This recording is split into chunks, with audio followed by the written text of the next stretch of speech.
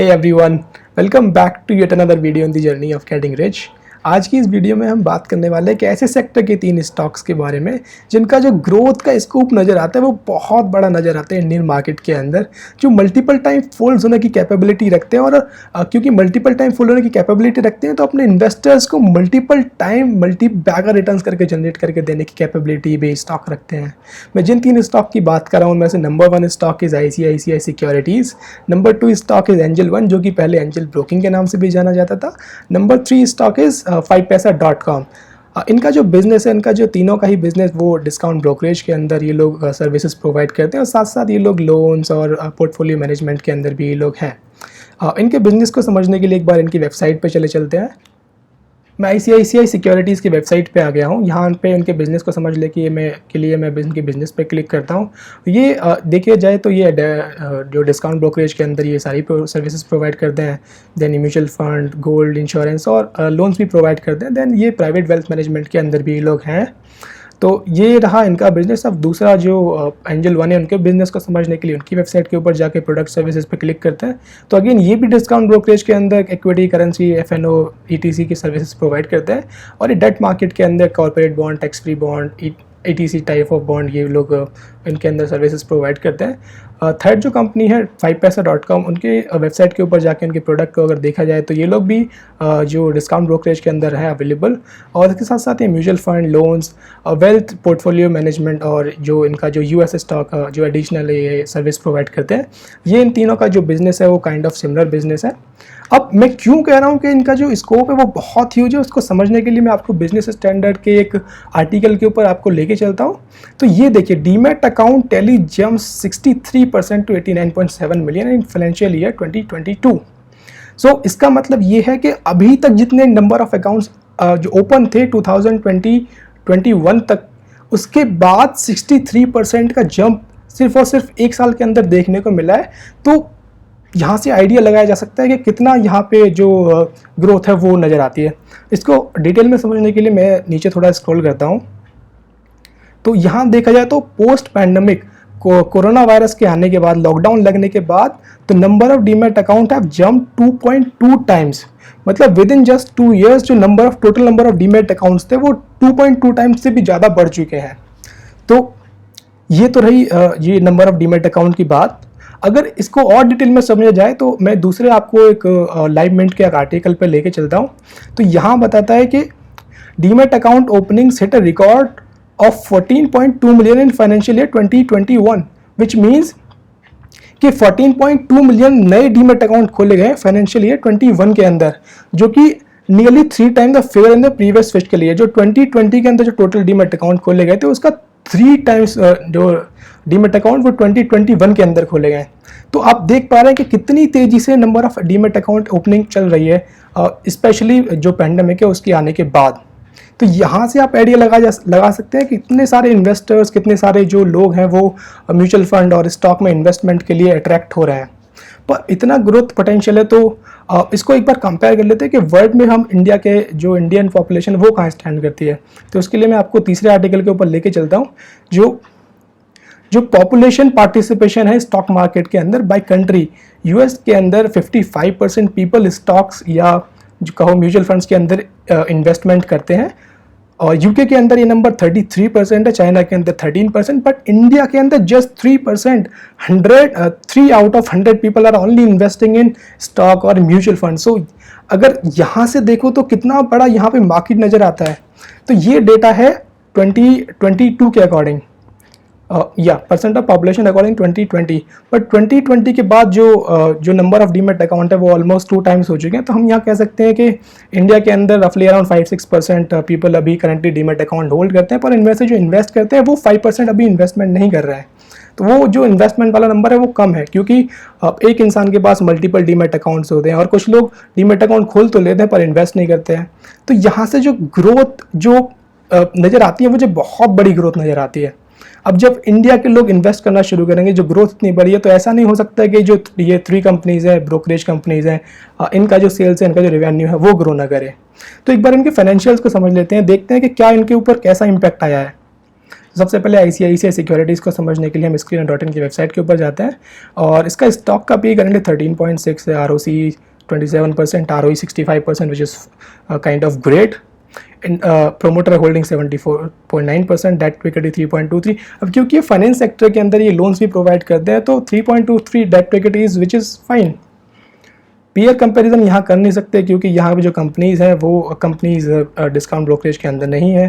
तो अब इसको क्वार्टरली रिजल्ट्स को हम देख लेते हैं. तो क्वार्टरली रिजल्ट्स को देखें तो शायद ही कोई ऐसा क्वार्टर गया हो, हाँ ये लास्ट वाला क्वार्टर एक है और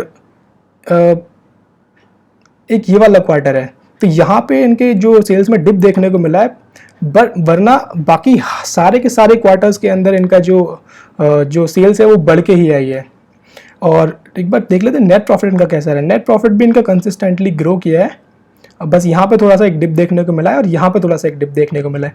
अब जो रीज़न है कि यहाँ पे डिप देखने को मिला उसका रीज़न ये है कि पिछले 3-4 महीने में जो मार्केट है वो प्रेशर में है और इन्वेस्टर्स को जो प्रॉफिट होना था वो मार्केट के वोलेटाइल होने की वजह से प्रॉफिट वो नहीं कर पाए हैं. अब ये जो इनका सेल्स है, जो ब्रोकरेज डिस्काउंट ब्रोकरेज जो कंपनीज है, इनका जो सेल्स का हो या प्रॉफिट का हो, वो डिपेंड करती है कि इन्वेस्टर्स को कितना प्रॉफिट हो रहा है.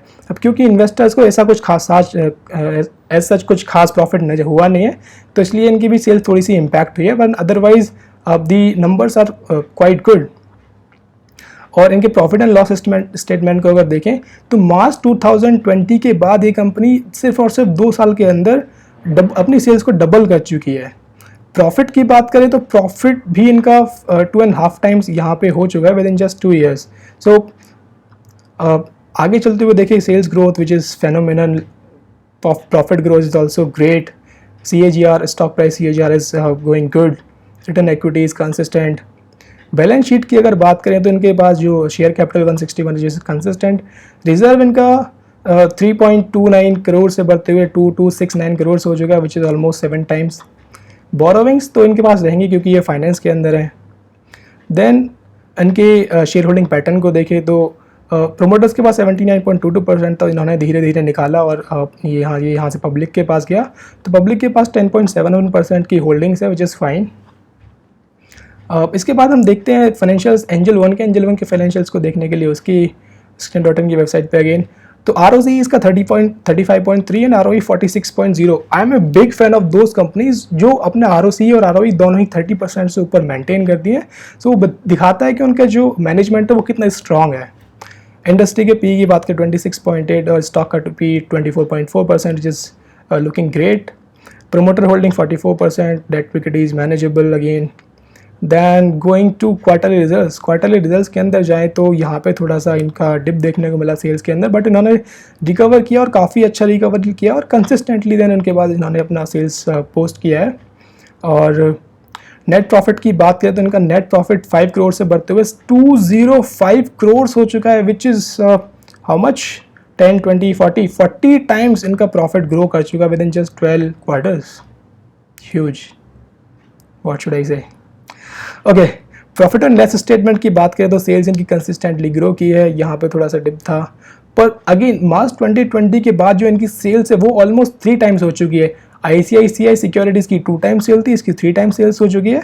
और इनका जो नेट प्रॉफिट को देखें तो 82 करोड़ से बढ़ते हुए 625 crore, almost 8 times with in just 2 years which is great.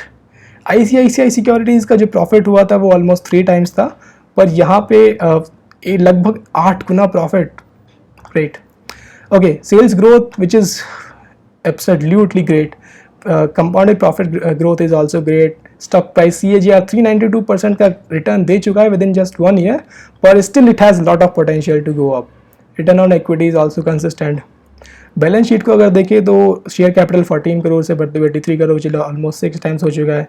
Reserves इनका 355 करोड़ से बढ़ते हुए 15 which is almost 3 times again. Borrowings आर ना देखें तो बेहतर क्योंकि फाइनेंशियल कंपनी ये है. देन शेयर होल्डिंग पैटर्न को अगर हम देखें तो यहाँ पे दिखता है कि प्रोमोटर्स के पास 44, पब्लिक के पास 36, बट 36% है नहीं. जो प्रोमोटर्स के पास होल्डिंग है, सॉरी पब्लिक के पास जो होल्डिंग है उसमें से 5, 5, 4, 2, 2 ऑलमोस्ट कितना हो जाता है 20% के करीब जो है स्ट्रॉन्ग हैंड्स के अंदर है, तो बाकी बचा 15-16% ही सिर्फ पब्लिक के पास है, रिटेल पब्लिक के पास है। So that's fine. सो इस कंपनी के फाइनेंशियल्स भी एकदम बहुत तगड़े नज़र आते हैं। अब 5paisa.com की बात करें तो 5paisa.com के फाइनेंशियल्स को एक बार देख लेते हैं। इसका स्टॉक P71 नज़र आता है, जो कि बहुत बड़ा नज़र आता है, पर ये इतना बड़ा है नहीं, उसको हम आगे चलते हुए डिस्कस करेंगे। इसका ROC और ROE दोनों ही लोअर साइड पे नज़र आते हैं, पर इसके पीछे रीजंस है, वो मैं रीजंस आपको अभी आगे नीचे चलते हुए दिखाऊंगा। Stock industry P is great 26.7%, promoter holding 30, debt to equity is 0.80 which is manageable.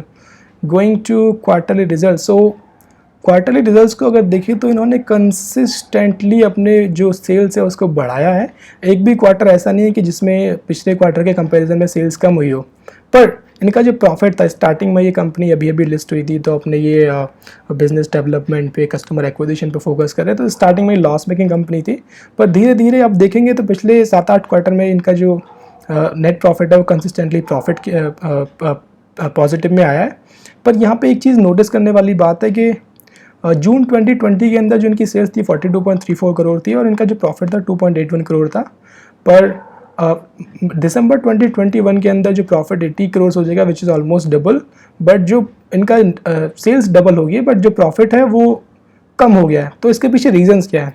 इसके पीछे जो रीजंस जो इनकी फाइनेंशियल स्टेटमेंट को मैं पढ़ रहा था, उसमें मैंने देखा कि जो इनके एक्सपेंसेस हैं वो काफ़ी 71.50 करोड़ के इनके एक्सपेंसेस हैं।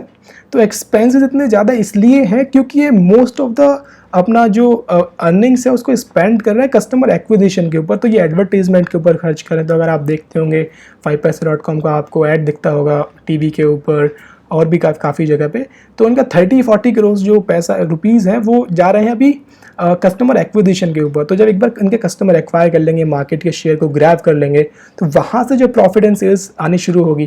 फॉर एग्जांपल ये कोई रिकरिंग एक्सपेंस तो है नहीं।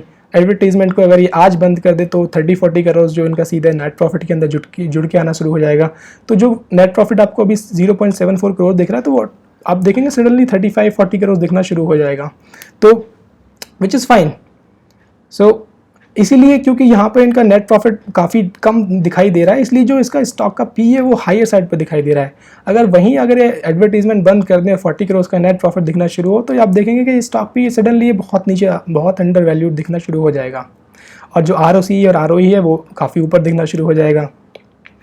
तो ये सारी चीज़ें फाइनेंशियल्स हैं जो आपको इन डेप्थ समझने की ज़रूरत है, ना कि जस्ट नंबर्स को समझने की ज़रूरत है। तो प्रॉफिट एंड लॉस स्टेटमेंट को अगर देखें तो इनकी भी सेल्स मार्च 2020 के बाद इनकी भी सेल्स 2.5 टाइम्स हो चुकी है। पेंडेमिक के बाद 2.5 टाइम्स की भी सेल्स हो चुकी है। और प्रॉफिट की बात करें तो प्रॉफिट अगेन यहाँ पे ये अपना भी कस्टमर एक्विजिशन पर फोकस कर रहे हैं, तो एक बार जब ये मार्केट को ग्रैब कर लेंगे तो इनकी सेल्स और जो प्रॉफिट है वो काफ़ी ऊपर जाने वाले हैं। ओके, सेल्स ग्रोथ काफ़ी अच्छी है 115 एंड 43%। प्रॉफिट ग्रोथ भी काफ़ी अच्छा नज़र आता है यहाँ पे। स्टॉक प्राइस CAGR यहाँ पे डेटा पूरा अवेलेबल है नहीं, सॉरी ये कनेक्शन लाइट चली गया है, but that's fine. Return on equity is is great. Okay, balance sheet में अगर देखा जाए तो इनका जो रिजर्व्स हैं वो 76 करोड़ से बढ़ते हुए 338 करोड़, जो कि ऑलमोस्ट 4.5 टाइम्स हो चुके हैं। और जो शेयर कैपिटल है, शेयर कैपिटल इनका ऑलमोस्ट 2 टाइम्स हो चुका है 5 ईयर्स के अंदर। एंड शेयर होल्डिंग पैटर्न की अगर बात करें तो पब्लिक के बाद, प्रोमोटर्स के बाद 29%, FII के 24%, पब्लिक के बाद 45%, पर 45 के अंदर जो 26% है वो FIH मॉरिशस इन्वेस्टमेंट के पास है, जो कि अगेन कह सकते हैं एक FII की इन्वेस्टमेंट ये है। और पाराजिया भारत हिम्मत लाल के पास 1.36% है। तो मोटा मोटा 27 और 27.5% ऑलमोस्ट ये स्ट्रॉन्ग हैंड्स के अंदर है। तो पब्लिक के पास ऑलमोस्ट 16-17% की होल्डिंग बचती है, दैट्स फाइन। तो ये सारी चीज़ें जो फाइनेंशियल्स हैं मुझे ग्रेट नज़र आते हैं। जो नंबर ऑफ डीमैट अकाउंट्स पिछले 2 साल में पोस्ट पैंडेमिक बढ़े हैं, वो फाइनेंशियल्स के अंदर भी नज़र आ रहे हैं कि उनका जो सेल्स है वो 2 टाइम्स 3 टाइम्स, जो प्रॉफिट है 2 times 3 times, even angel one की जो प्रॉफिट है वो 8 टाइम्स हो चुकी है। तो एक बार देखते हैं कि इसका जो इम्पैक्ट है वो इनके चार्ट पैटर्न पर कैसा नज़र आता है। तो मैं ट्रेडिंग व्यू की वेबसाइट के ऊपर चला जाता हूँ। मैंने ICICI सिक्योरिटीज़ का जो चार्ट है वो डेली चार्ट खोल लिया है। तो यहाँ पे मुझे एक W पैटर्न बनते हुए नज़र आता है, जो मैंने ऑलरेडी ड्रॉ भी किया हुआ है। तो एक बार ये W पैटर्न के बेस पे चलना शुरू होगा, यहाँ पे स्ट्रॉन्ग सपोर्ट लेते हुए नज़र भी आ रहा है। जब ये चलना शुरू होगा तो यहीं से अगर देखा जाए तो डब्ल्यू पैटर्न के बेस पर ही मुझे 43.71% का गेन नज़र आता है। पर ये यहाँ पे रुकने वाला नहीं है, क्योंकि जो ग्रोथ है वो बहुत ह्यूज है। तो ये अपने ऑल टाइम हाई तक भी जाएगा। ऑल टाइम हाई तक अगर एक बार देखिए कितना यहाँ पोटेंशियल नज़र आता है, तो ऑल टाइम हाई तक भी 53.24% का पोटेंशियल गेन नज़र आता है। पर मेरा मानना ये है कि ये ऑल टाइम हाई पे रुकने वाला नहीं है, ये इससे भी काफ़ी ऊपर जाएगा। अब अच्छी बात क्या है, ये है कि ये अपने जो है 200 डे मूविंग एवरेज के नीचे ट्रेड कर रहा है। और अगर इसके RSI को देखा जाए तो RSI भी इसका काफ़ी लोअर साइड पे अवेलेबल है। तो वैल्यू इन्वेस्टिंग के हिसाब से ये कंपनी मुझे अच्छी नज़र आती है। और जो अच्छी चीज़ ये क्या है कि ये अपने बहुत ही जो स्ट्रॉन्ग सपोर्ट है उस पर ट्रेड कर रहा है, जो कि इसने 21 जुलाई 2020 को बनाया था, लगभग 2 साल पहले बनाया था। तो अब सेकंड जो स्टॉक के जो चार्ट को देखें, एंजल वन के चार्ट को देखें, तो एंजल वन अपनी लिस्टिंग के पास ये लिस्ट हुआ था। कब ये लिस्ट हुआ था? ये लिस्ट हुआ था 55 अक्टूबर 2020 को। उसके बाद से ये जो स्टॉक है अभी तक ऑलमोस्ट कितना दे चुका है? 5 टाइम्स ये स्टॉक फोल्ड हो चुका है। बट अब भी मैं स्टॉक के ऊपर क्यों बुलिश हूँ, वो रीज़न ये है कि 5 टाइम्स तो इसने रिटर्न दिया है, पर पिछले 2 साल के अगर अंदर मैंने आपको दिखाया था कि जिसका जो नेट प्रॉफिट है वो 8 टाइम्स हुआ है। वेयर इट इज़, यस, यहाँ पे है एंजल वन।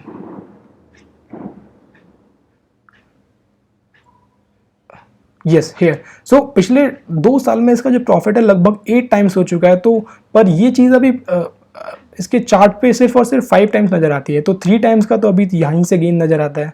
आई मीन इसके अकॉर्डिंग 3 टाइम्स, यहाँ पे हो सकता है वो काफ़ी कम परसेंटेज वाइज कम हो। और जो डेली चार्ट पे मुझे इसका एक और पैटर्न बनता हुआ नज़र आता है, वो है कप विद हैंडल पैटर्न। ये यहाँ पे इसका कप और ये छोटा सा इसका हैंडल। तो कप विद हैंडल के बेस पे अगर ये जब स्टॉक ऊपर चलना शुरू होगा तो मैं इसकी डेप्थ को उठा के ऊपर लगा लेता हूँ, देखता हूँ ये कितना पोटेंशियल गेन दिखाता है। तो ये यहाँ से करंट प्राइस से लेकर के 27.29% का गेन ये अभी दिखाता है।